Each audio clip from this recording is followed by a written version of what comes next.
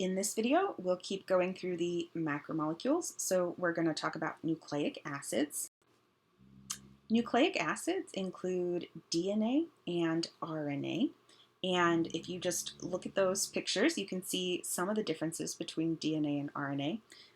DNA, as you probably already know, is a double helix. That means that it has two strands that kind of bind together, and then they're twisted, right? So, and then RNA doesn't have that double spiral shape that DNA has. So let's talk about what DNA and RNA actually do. So what we understand about genetics and proteins and all that is constantly changing. We're learning a lot, and so some of the definitions that we have come up with for things like what genes are and how biology works have evolved over the last few decades. So this idea that I'm going to show you here was originally thought to be true, and now we know that it is mostly true. So let's talk through it. We call this idea the central dogma of biology, and it is the idea that information in the cell is stored in DNA, like your genes are in your DNA, and that information in the DNA is used to make RNA. So RNA is kind of almost like a photocopy of DNA. And then the information in the RNA is used to make proteins. So for the most part, you can think of this as true. There are just some tiny exceptions. For example, we originally didn't know that there were ways to go backwards from RNA to make DNA. We thought you always had to start with DNA and make RNA. But now we know that in certain cases like retroviruses, like HIV or the new coronavirus, those viruses contain genes for proteins that can help that process go backwards. So on occasion, you will start with RNA, copy it into DNA, go back to RNA, and then make a protein. So that's a weird exception to this rule. And then some kinds of RNA are not used to make proteins. We originally thought all RNA was for making proteins with, but now we know that RNAs can have different jobs in the cell. Anyway, the main idea here is DNA stores your genetic information. DNA lives in the nucleus of the cell, which is an organelle, like a membrane enclosed sac that's inside of your cell. That's where all the DNA lives. And again, a sort of old-fashioned definition of what a gene is that we now know to be not 100% accurate, but it's still a good guideline. A gene was originally thought to be the information that you needed to make one protein. So one gene had the information for how to make one protein. Now we know that not all genes are used to make proteins because, for example, some genes are just turned into RNA, and then that RNA has its own job. But still a decent guideline. In general, most genes, maybe many genes anyway, are kind of like the blueprints for the proteins in your cell. And RNA is when you like photocopy those blueprints, and then the RNA is used as the instructions to make the actual protein in the cell. And again, this is just kind of what that might look like. So the DNA is in the nucleus there. It's the double-stranded twisty blue. It is copied to make a single-stranded piece of RNA, and it's called mRNA. There are different kinds of RNA.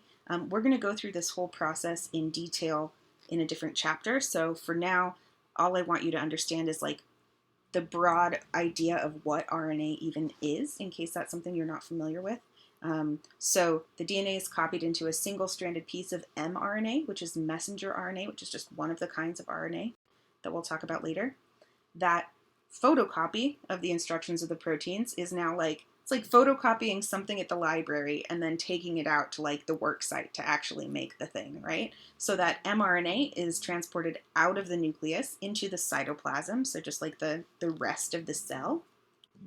And then there's a little organelle called a ribosome that travels along the mRNA and reads those instructions, and based on the instructions in the RNA, strings together the amino acids in the right sequence to make the protein. It's actually pretty cool.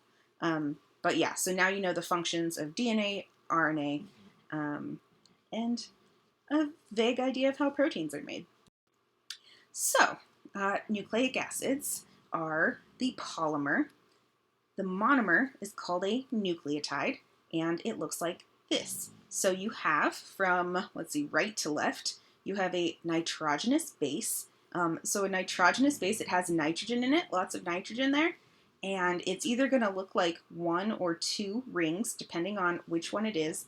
There are 5 different nitrogenous bases, which we'll see in a minute. So kind of like how in the amino acids, we talked about how there was a side chain that could be different and turn it into different amino acids. The nitrogenous base can be different and turn it into different nucleotides. So we'll see that in a little bit. Then in the middle is the 5-carbon sugar. You only have 2 choices of sugar. I'll show you those on the next slide. And then on the left-hand side there, in the yellow, is a phosphate group. That's one of the functional groups that we looked at already. And some nucleotides will have more than one phosphate group stuck there. But the ones that are in DNA and RNA only have the one phosphate group. So, okay, so 3 parts to the nucleotide. One of them was the 5-carbon sugar. And we said that there were 2 kinds of 5-carbon sugar that could be in a nucleic acid. So in RNA, the sugar is called ribose. In DNA, the sugar is called deoxyribose. So one way you can tell RNA and DNA apart would be by looking at the sugar. And to help you recognize these 2 sugars from each other, they only differ in one atom, and that is the oxygen in the pink box. So ribose has the oxygen attached to that, what we would call the number 2 carbon there. That's why it's got that little 2 and an apostrophe, which says 2 prime. So oxygen is attached to the number 2 carbon. OH, hydroxide is. And then if you take away that oxygen, you get deoxyribose because it doesn't have oxygen. It's ribose without the oxygen. And so ribose, regular ribose, is RNA, ribonucleic acid. Deoxyribose, ribose without the oxygen, is in deoxyribonucleic acid, or DNA. And then we said another part of that molecule, the part on the right-hand side in that picture, that could be different were the nitrogenous bases. So there are 5 kinds, and again, we're going to come back to this later in the DNA chapter. So think about this round as like a preview of what's coming up next, so you will have heard it once before we get there. Right now, the main concept is what are macromolecules, what are monomers, what are polymers, and how do monomers get put together into polymers. So don't worry too much about these little details of DNA versus RNA yet, but I want you to hear them more than once because they take a little bit of time to learn. So don't worry about learning all of these nitrogenous bases, for example. Just try to listen and absorb this time around, and then we'll cram it down your throat later. Okay, so 5 nitrogenous bases. 3 of them just have 1 ring. 2 of them have 2 rings. And you might know them by their abbreviations. A, T, G, and C are in DNA. A, U, G, and C are in RNA. And one of the differences between DNA and RNA is that DNA has thymine, but RNA has uracil. So they all have adenine. They both have adenine, they both have guanine, and they both have cytosine, but DNA has thymine and not uracil. RNA has uracil and not thymine. So that's another way if somebody gave you like a DNA sequence or an RNA sequence and said, which one is it? You could say, well, it has uracil, it must be RNA, or it has thymine, it must be DNA. You'll see that later. And this is just a nice graphic for, again, telling the difference between DNA and RNA. DNA is double-stranded, RNA is single-stranded, but it might fold in on itself and be all kind of twisty. It just won't be that nice double spiral.